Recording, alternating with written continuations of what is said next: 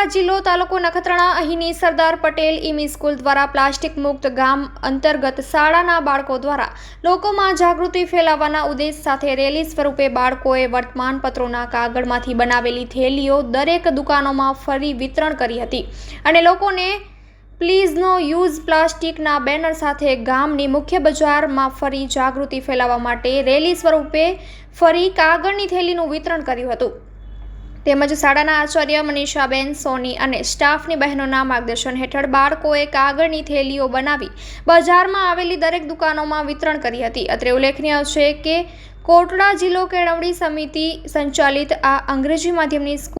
નહીં નફો નહીં નુકસાનના ધોરણે ચલાવાય છે, જેના ઉદ્દેશ્ય કોટડા જિલ્લો અને આજુબાજુના ગામોના બાળકોને અંગ્રેજીનું જ્ઞાન ઉપલબ્ધ કરવાનું છે। શુભ ઉદ્દેશથી ચાલતી આ તાલુકાની એકમાત્ર શાળામાં દાતાઓ દ્વારા સમયાંતરે અનુદાન આપી પ્રોત્સાહન પૂરું પાડવામાં આવે છે, જેનો ટ્રસ્ટી પરિવારના ડૉક્ટર જેવાય જોશી, ડૉક્ટર શાંતિલાલ સેંગાણી, સુનિલભાઈ ભગત, હાર્દિક સેંગાણી, ઉર્મિલાબેન ખેતાણીના માર્ગદર્શન હેઠળ વિનયી સ્ટાફ દ્વારા શાળાનું સુચારું સંચાલન કરાવાય છે,